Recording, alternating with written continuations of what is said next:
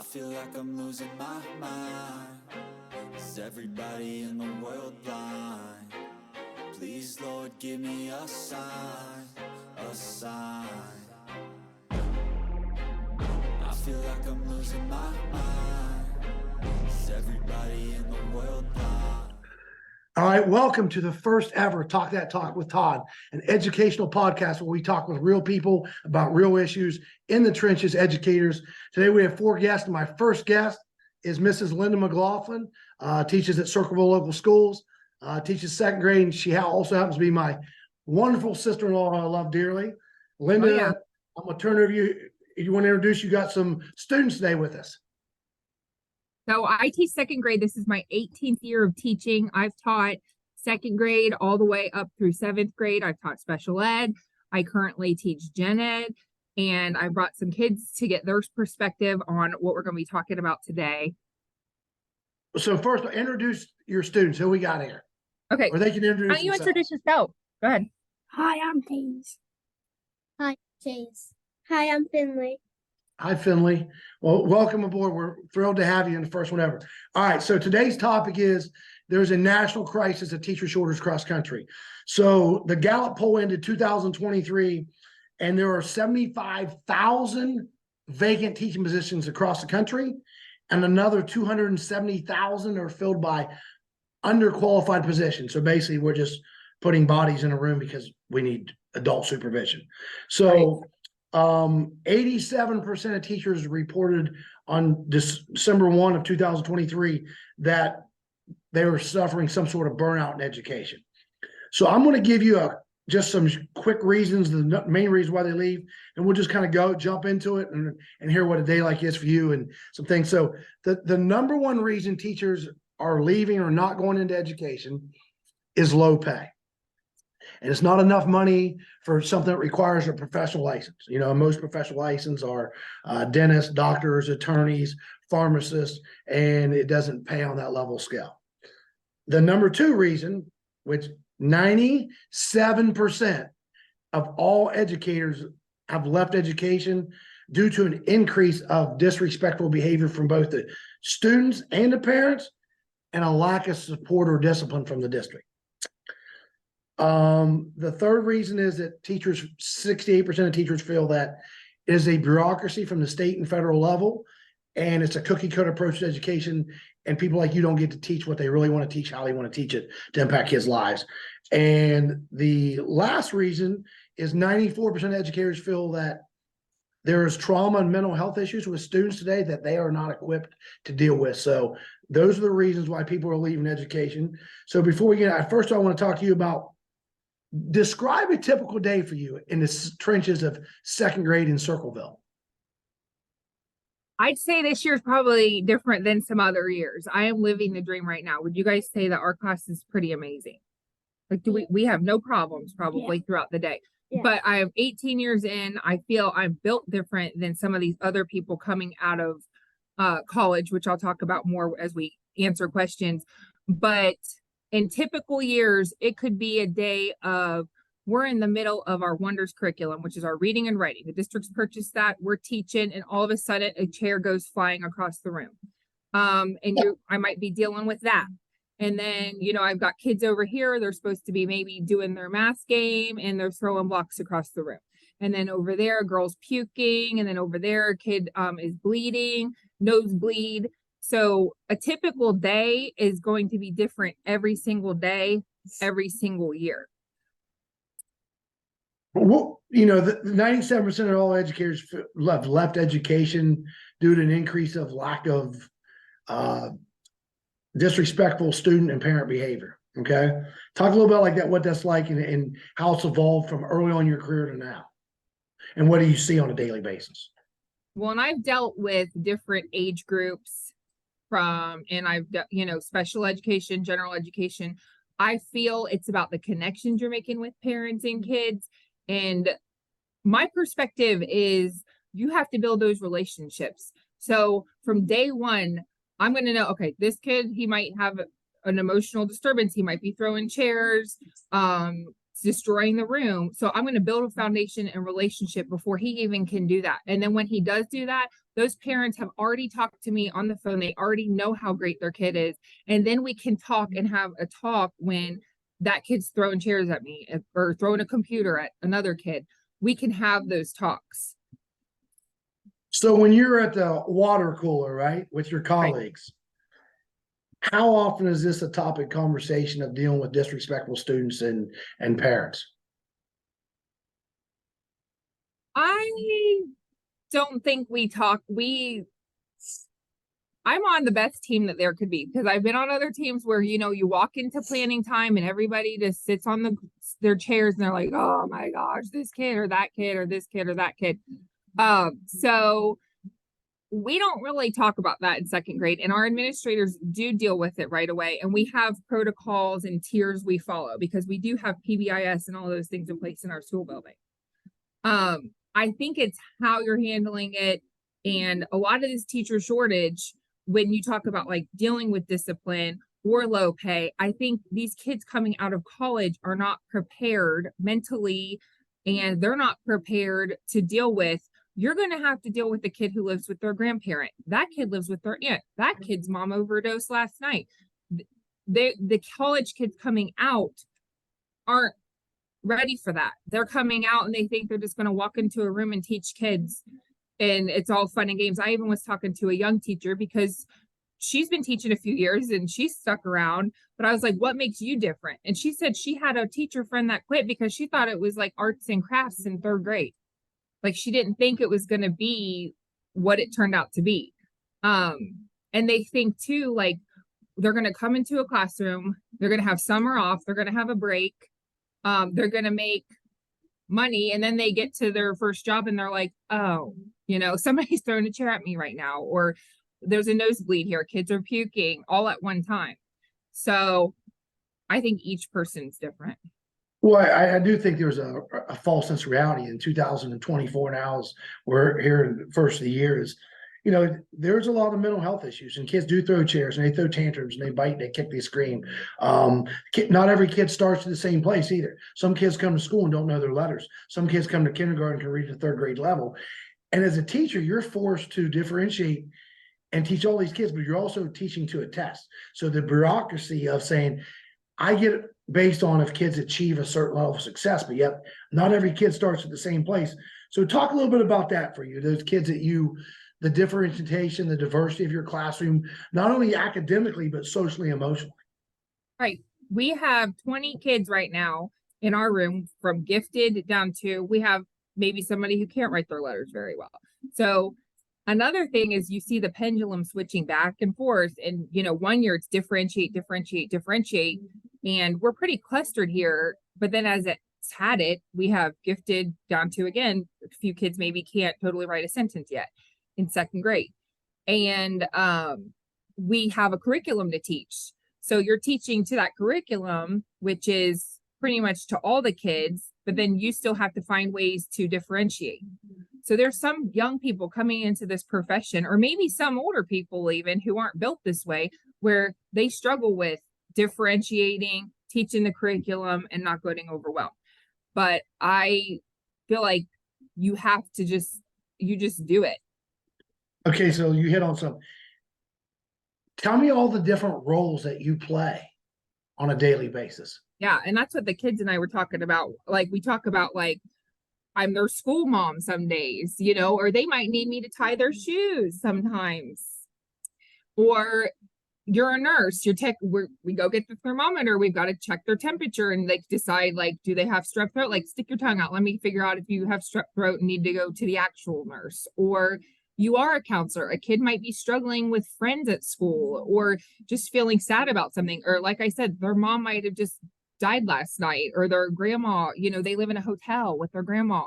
So you're like trying to find the resources to get them that counseling, beyond what I can even say or am trained to do. Or I'm shopping for them, they don't have shoes, they don't have a coat. So like, some people, when they get into education right now, they don't see the picture of that's what they're going to have to do. And Gary Brooks, who hopefully he'll come on this show someday, on this podcast, If he's He is smart, he will. phenomenal. Yeah. And he was talking about like people have no idea what we do.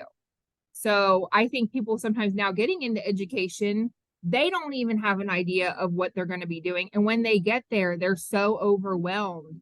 I have seen such a turnover in our building, even with younger people that just get straight out of it. They're in it for 2 years and then they're out because they're so overwhelmed. A lot of times I've seen people taking sick days more so for just mental health, which is great. They should, but people get so overwhelmed and they don't realize that what they were getting into when they got into this. All right, so I'm gonna shift gear and play devil's advocate, okay? Okay. So you have mental health days, sick days, things like that. And one of the number one things is low pay, right? But most districts only work between 175 to 185 max out of 365 days a year, right? So if you get snow days, you only work half the year. Right. And some jobs, like I have a friend, one of my good friends, he got a job in a hospital. He has to take his paid time off, like their days off, like if they're sick, they have to accumulate those hours. Like we have a great system here of days that can be taken off. I mean, it doesn't get much better that you're working half of a year. You can take a day off, for a doctor's appointment, your kid's appointment or whatever. Other careers can't do that way. I mean, you might have to accrue 7 hours before you can go take it off. And I'm from the old school, which is probably like your school, where we go to school puking, bleeding, dying. You still go to work. Absolutely. So there's two schools of thought to this. Okay, so there's this side over here where Lynda McLaughlin comes in every day, spends money out of her own pocket. She's teacher, she's nurse, she's mentor, she's mom, she's guidance counselor, and then the state comes in and says, you have to do this. And oh, by the way, your test scores are this, right? Then there's the other side of, I only work part-time. I get the holidays off. I get the summers off. And at the same time, I got parents calling, sending hateful emails saying, you're picking on my kid. Johnny didn't do this, right? Where do you see this going in the next 10 years? I see education more going a lot towards technology. We've got to build these kids to be 21st century learners in terms of like, we've got AI taking over. I need to prepare these kids. We talk about jobs all the time. How are you going to support yourself? We even talked about that today. I don't want this class going out. Let's say I have let's say Finley's a future teacher here. I don't want her someday to get into education and get there and be like, oh, this is overwhelming. Equip her now for the job that she's going to do. Or maybe Hayes is going to be a welder someday. He needs to learn right now all the technical skills he's going to need to be a 21st century person. And a lot of that's based off technology to make sure these kids aren't being overtaken by robots doing their job. Well, so career readiness is the number one thing. And then the model's broke. I mean, the model we use for an education is ancient, right? I mean, to be honest with you, 8 hours a day, it's set up for daycare, to be honest with you. Because what can you possibly do for 8 hours straight? I don't want to drive for 8 hours straight, right? The average attention span of an adult's 28 seconds, right? We got these kids all day long. Not everybody likes school. Not everybody's happy to be there. Some of them bringing some toxic things from home or, some adversity. And then the balance of, I'm supposed to get a certain test score out of this kid. But is it more important than the career readiness of, especially as they get in high school, like they should be doing internships and out in the real world to get educated what they want to do. So, you keep talking about people that got into it. Tell me why you got into education. I got into it because I was at Ohio State, and for my whole life, I was going to be a dietitian. I was in the medical dietetics program at Ohio State, and that's what I was going to do since 7th grade. And I had to volunteer at a school. So my parents paid for an elective for me to volunteer at a school in Columbus City. And I was in there like, I love this. It was probably 2nd grade kids, 3rd grade kids. And I just thought, oh my gosh, I can make a difference with these kids. I felt terrible for some of the things they told me in their lives. And I thought, I want to be impactful, make a difference on these kids. So I went home. I told my dad I was going to switch careers. And he said, no, you're not. You were going to do this your whole life. And I said, no, that's what I want to do. I want to do. And of course, in the back of my head, I also thought about like summer break, spring break, all those kinds of things. And one piece of advice he did give me, and saying it's probably a good switch, is I won't go broke. I'm never going to get rich, but I'm also not going to go broke in regards to pay. But I got into it because I knew my attention span myself, it's pretty short. So I'm constantly doing different things with these kids all day long. We have fun Fridays, like we're reading 15 minutes. We're doing our curriculum. We're on the floor. We might be dancing. You've got to be able to do all kinds of different things for these kids. And I think because like my personality is childlike, which you already know, I think that's why I got into it, and I love it. Like I still I do not regret switching what I did in college. I do not regret. And as a wife and a mother, I have 3 kids, twins that are 14 in high school, doing different things, a 11-year-old son involved in everything. And we're all on the same campus at the same time. I couldn't imagine personally, besides teaching kids, having any other career and being able to also be a mom. Well, your students are very lucky to have you. So your students and you guys talked a little bit about this. Let's hear from them a little bit. Why do they think there's a teacher shortage? Yes. So why do you guys think teachers are either quitting their jobs? They come here and they're like, I do not want to do this anymore. Or they go to college and they're like, oh, they have maybe an experience, when you have students coming in and they're like, see what your classroom's like, and I don't want to do this anymore. Why do you guys think, Finley, why do you think they don't want to do it? Just but there's only one teacher and more kids. And that's something they talked about today. Like they feel like it's. She cut out, Lynda. She cut out. What'd she say again? You want to say it again? There's only one teacher and there's like a lot of kids, but there's only one teacher. So they feel like, in the room, point. there's just me, and we do have a wonderful class. But last year, we're in the middle of teaching and out of nowhere, chairs start flying out of a kid. It's very difficult to manage. I had 21 students, so I'm, trying to get 20 students out of my classroom to try to get this one to de-escalate. So 20 kids just lost their learning while one kid, and I'm in the room by myself, which is fine. I personally, I specialize in behaviors. I know I can handle those things, but we don't have a co-teacher in the room. Now, I have an awesome team. We all start flying out of our rooms to go help each other, but that's not fair to those other 20 kids. But Finley, that's a great point. It's a lot of one person control 20 people, but you're right. What you did this for the people not in education, listen to this happens every day in every district. Some kid has an emotional disrupt, throws chairs, bites, kicks, screams, and they either have to remove the student or they have to remove the class. That happens in every district. And it doesn't matter if it's urban, suburban, rural, it happens everywhere. So that's a great point. And it's been happening for 18 years. It's not like last year was the first year or 2 years ago was the first time. This is real life. Yeah. Where a kid cussed me out. Like that's not the first time. 18 years is what I've been in it. And since the first day I've taught inner city in Ohio, it happened my first week of school. So for 18 years, this is happening. It's not new. Some people, like I said, I don't feel are equipped to handle it. Let's hear from the boys. I want to hear what they've got. So what do you think? What we talk about in the room? With particularly, they were thinking too in the room about women. Like think about your moms. What did we talk about in the room? Some people brought up.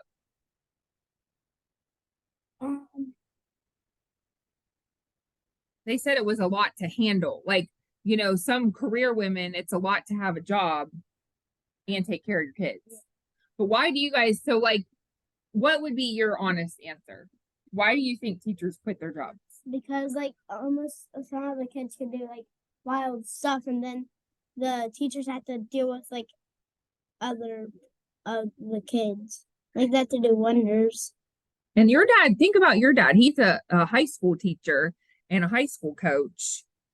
Think about what he deals with on a day-to-day basis. But we talked about this too yesterday at our professional development, separating what happens at school, and then your dad comes home at night and he's got you guys at home. So he goes from teacher to dad. Do you think he deals with like a lot at school too? Yeah. But does he try to come home and be a dad instead of like worrying about school? That's good.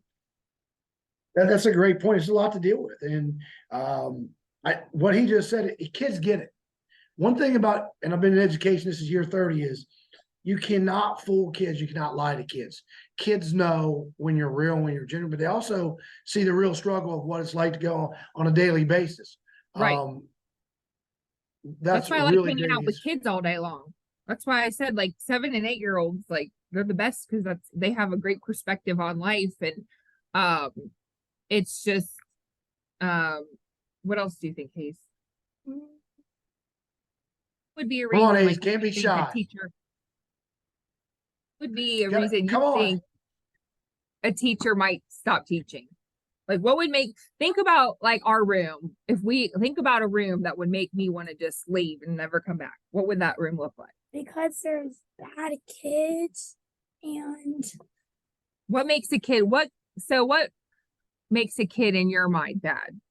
Because really there's nothing like we don't want to say like these words. because they run down the hallways and So you've seen kids run down a hallway before. they be mean to their teachers. Well, it's what he's saying is right. There's a lot of responsibility. So not only are you responsible to educate these kids, but you're also, the number one thing is we're all responsible to ensure their safety, both Right. physically and mentally. And then people start saying, look, I'm accountable to teach this test. And you got these kids that are all different levels, and I'm supposed to wave a magic wand and have these test scores. And yet I'm supposed to be the mother, the nurse, the doctor. And then you want me to control 20 of these people. And then people really say, well, look, I can go down the street and make a lot more money doing this or work from home. I don't need this. So, I mean, it's created this frustration. There's not a lot of fruition of people going in, majoring at universities in education. They're down by almost 37%. So I want to ask you, Lynda, what's been the biggest change in the 18 years in education for you?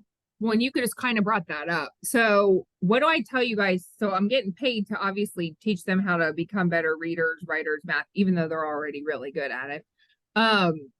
What do I tell you guys my number one job is? Hey? To like you have to work together with other people. But what's my job? My number one job to keep you guys safe. So my thing is these kids, I tell them they're my kids forever. They're my kids here at school, then forever. I'm going to go watch them play football someday in the high school field and that kind of thing. But my number one job is to make sure they go back home to their moms and dads. So somebody gives me their babies every single day, and my job is to make sure they go home.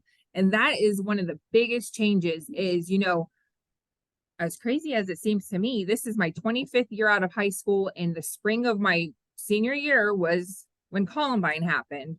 And that was like the first big thing I had heard of in my life. And ever since, there were obviously things have followed.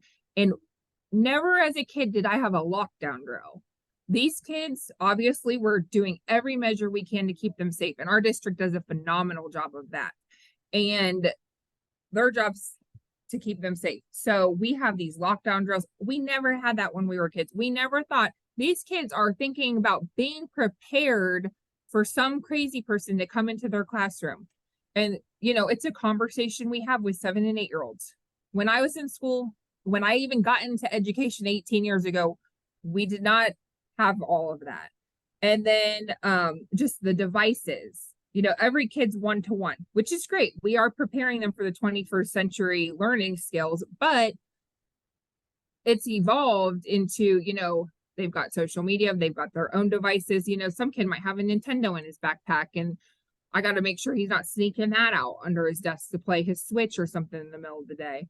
So I think the biggest change has been just the safety. Like every day I come to work, that's the most important and biggest thing to me is I come to work every day to make sure that these 20 kids go back to their mom and dad's house or grandma, grandpa, aunt, uncle, guardian, whoever they live with, but that they are safe in those arms. And to me, that's probably one of the biggest changes, more so than curriculum. Amen. And that is, I mean, everybody wants to get these babies home safe to them. However, that brings on, again, there's another role. The state says here's the bureaucracy of reading and writing and math, right? And career readiness, preparing my pathway. Then there's developing as people, as citizens, character education. And then there's the different roles you play. And then there's this safety piece, right? And in the middle of your class, if Johnny goes over and punches Susie in the nose while you're at the board or doing something else, parents are angry and it's the teacher's fault. Why would you allow this to happen? Right. And I sent my kid to school today, be safe. And so teachers get some of that too. And then people go on, so these adults go on social media and go on tangents about stuff they have no idea. They're not in the classroom. And people say, you know what? I don't need this. You take care of your babies. And that's another reason why people are leaving education, because the unrealistic demands, I guess, of I got into this to impact kids' lives. So tell me, what issue do you deal with on a daily basis that is the most draining for you? I would say, just, we talked about this, all the hats you wear. You know, it doesn't take a lot to just make me tired and drained, but like mentally, I feel like at the end of the day, you know, I sit down right before I have to leave and go do all the extra roles I do after school. And it's just all the hats you wear all day long. That is just physically and mentally draining. And again, you do it anyway because you love these kids, you love them like your own, and then you want to make sure they go home safely. But it truly is all the hats you wear all day long. It could be going smooth and then something crazy happens. It could be just as so much as we're having a great math lesson and somebody starts puking, you know, or I mean, just little things happen all day long. Your brain does not get turned off. Like, you constantly are moving, like, okay, I got to do this. Or, you know, teachers are doing like 5 things at once. I could be teaching a mini lesson, and then we've got a group at the reading table. This group's doing, you know, their writing and their journal, and this group's over here. And I got to make sure all that's happening, because then we also are being evaluated. You know, a principal could walk in any time, and you, of course, you want to make sure you're doing your job no matter who walks in the room, or if no one's in your room and you're just teaching. But you got to make sure all these kids are managed and doing what they're supposed to be doing at one time. So that, whether you love it or not, it's going to drain you no matter what. So do you have a solution or solutions to address this teacher shortage? I mean, what are some thoughts? I do think, I was talking with a younger teacher before we came on. We were heating up our food and at the copier, that kind of thing. And I said, I'm going to go on this podcast today. What do you think? You're a young girl, but you work hard. You've been in it for, I don't know, 4 years or so. And she said she feels colleges still aren't totally preparing teachers for the world today, which even when I was in student teaching and at college, I mean, it was so much of like, here's a running record for reading. I mean, I don't expect a college to know every curriculum and teach every person a curriculum, but we were talking more in terms of like preparing them, like, and maybe there are classes like this and hers didn't offer it. And I know I certainly didn't years ago get it, but like, not just your general psychology or sociology, like actual courses and field experiences that do deal with mental health, and equip you with that, and just more terms to prepare these kids coming out of college to wear all of these hats and do all of these things. I feel like just preparing them more could help this situation. And, you know, you might do a 12-week field experience, and they do give you field experiences, but also part of it's what you do with it. You know, I mean, it's right. Some people just aren't built to do this. They think they want to do it because they might think, you know, it's going to be decent pay. I can support myself. You know, I'm going to have these breaks, and then they get in it like, whoa. So some of it's, they're not built to do it. No, and I mean, taking some courses at a college level and doing a field experience prepares you nothing for teaching. And I spoke to a university incoming freshman class this year, and I told them, I said, whatever you're teaching, just take it and throw it away. Because it's not going to, it's all conceptual. Again, I don't think outside the box, because there's no box in my world. I've always lived, we smash the box outside the box. I believe that districts need to have the power to give a license to somebody? Why would I go to university and take some stuff about multiculturalism in a book? I mean, what can I learn Right. from a book? What does it So teach you? to address the shortage, recruit young people, pay them, right? Let them go through this teacher academy of 4 to 5 years while they're making some money. You're teaching them all the different things. There's the components. And at the end of that, it's sort of like student teaching. If you have a student teacher, you tell that teacher whether you think that student should pass or fail, correct? Right. Why, if we really want to address it, give the power to local districts. Let them go to be able to recruit people. Let them be able to train people. Quit asking people to go get a degree for 60, 70,000 a year, depending on where you go to school at, and come out in debt for this. I mean, and be honest, if you get a lot of student debt as a teacher and you're a single person, that's a loan that's Can't forever. afford to live. Absolutely. So Yeah. we got to think outside the box, but they in the 60s in Ohio, they had a cadet program where after your second year in college, they went directly to work for the schools. We're going to have to do something around that model, because the tragedy of this whole thing is in 10 years, if there's no adults, and obviously there's a lot in urban city schools, they can't find any people, right? Right. If no adults show up, how are you going to have school? So then you're going to have a blended model, or it's going to be an online model. You cram the are kids some- in a classroom model. I mean, there's like absorption, you know, Absolutely. if Put you 'em don't in the get a sub, gym. you have to take someone else's class, or on your free period, you're subbing for, like, I know in high schools and middle schools, you're subbing for another teacher's class because there's no sub. You absorb where you bring in, you know, you scatter the kids and put them in other rooms because you can't get subs. And if really America needs to look at the European model, I mean, they go to school. These college kids are valued too, as if they're doctors. They go to school for like almost as long as a doctor, because they're valued and they are giving them more of the skills to get in and teach, and more respected. And now we've gone to the point in America of you can have a high school diploma and go substitute teach. So I'm going to put this out there for the people that are against education or don't want to pass school levies and blah, blah, blah.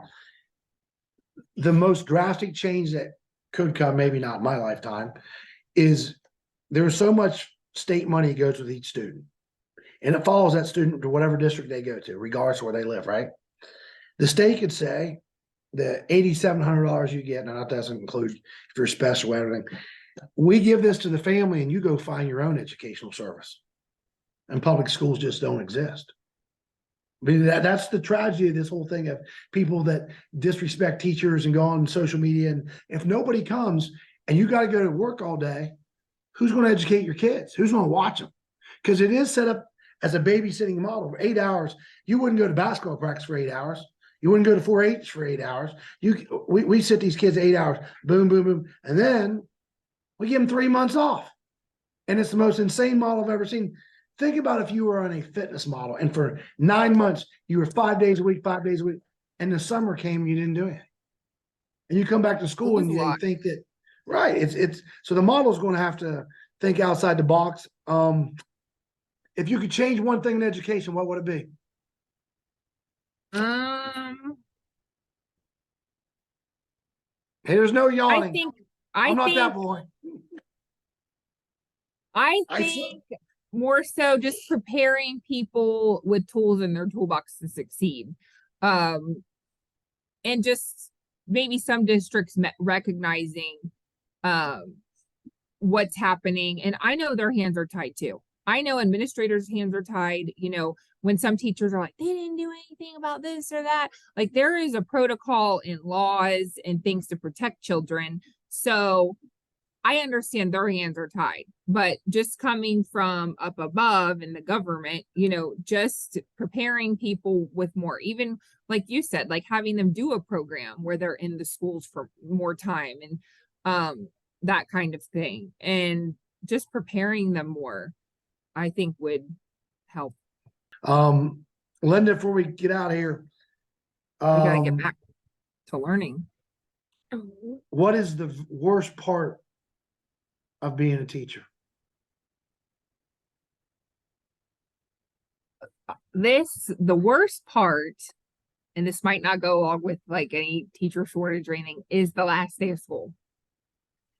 And it's because for me, they leave me and then they don't come back the next year. You know, they come back and visit you and stuff. And like, sorry, I'm getting emotional. But like the worst part's they leave you. So we become a family and then they're just like ripped away from you. So that's the worst. Well, and one, that's awesome. That's what, and don't ever apologize because that's real. This is what I want. I want people Yeah. to see real educators. Everybody has unique perspectives, but again, students, look how much she cares about you. And it is tough. I mean, you build those relationships and then you pass them on and then you have to start all over again. And you know, for the people that don't understand that aren't in education, they don't feel that pain or that love that you're Right. going through, that they can't grasp it, you know. And if you talk to the old timers, these kids are disrespectful, blah, blah, blah. And there's all this negative connotations. You know, and again, there is a lot of demands on teachers. I don't think teachers are Yeah. appreciated as much as they should be. There's a lot of stuff from the higher levels coming down. But at the end of the day, you know, you got into education because you wanted to make a difference. You love kids and Yeah. you're doing that. And Circleville Schools is extremely lucky to have you. But I do believe that education is going to change drastically in the next 10 years. And I think we'll see continuous change. Yeah. I mean, it's from when I got into it now, it's to change from all completely to the state. I don't know at what point legislators are wanting to get in charge of education and tell people what to teach, how to teach, and bureaucracy of it. But I do see, not to be some old guy, but the different generations of parenting, the lack of expectations for children's act and lack of responsibility. Right. And a lot of kids come from homes where their parents are not very responsible or accountable. Right. Or they And are not there and they, you know, we talked about that. Gary Brooks actually talked about it and said, you know, every princess, you know, has a bad day or princesses aren't perfect. But like, just because a kid appears like, okay, they've got, you know, a nice household, they have everything they need. You don't know, they could be not even wanting to live. So we don't really know. It could be a bad household. It could be a household where they appear great, but they go right home and get on their iPad or Fortnite and don't get off of it. And their parents are, you know, out doing whatever, not paying any attention to them. So we have a saying here on our campus, and I came years ago, and the first thing you see when you walk in any of the doors, it says the actions of this program are either taught or allowed. And we have a tremendous responsibility in 2024 here to take the place of a lot of parents or lack of, or kids coming from. right. But the actions of our students are either we allow them to do these things or we teach them. And sometimes we do both, which again comes down to what is at the end of our legacy about. And it's really not about test scores. It's not about all the other stuff. It is, did we do our very best to impact his lives? You do that, and you're a blessing. And that's what, at the end of the day, that's all I care about. And that's the only thing that matters. But again, you got into it for a purpose, Lynda. Yeah. And if you don't get into education to be purpose driven, because education, this is a this is a servanthood profession. It's a selfless profession where it is about serving, in my world, serving God and other people, right? It's not about me. It's not about adults. It's doing what's best for kids. It doesn't matter if adults get their feelings hurt, whether we fight with colleagues, whether we fight administration, school board, or we fight with parents. We have to do what's best for kids. And when you do that, all the other reasons why to get out don't matter. If we can find it. And you've got that shift. So I want to thank you for bringing your students. Thank you. Thanks for having us. Finley, I think you're going to be a future teacher. I'm just going to go ahead and call it. Her grandma was a wonderful one. I think Finley's going to be it. But I appreciate you guys coming on. We're going to cut here. We got our second guest coming on after this. Thank you. Thanks for coming. You guys are the first guest ever on the first That Talk with Todd. So thank you guys. It's going to be great.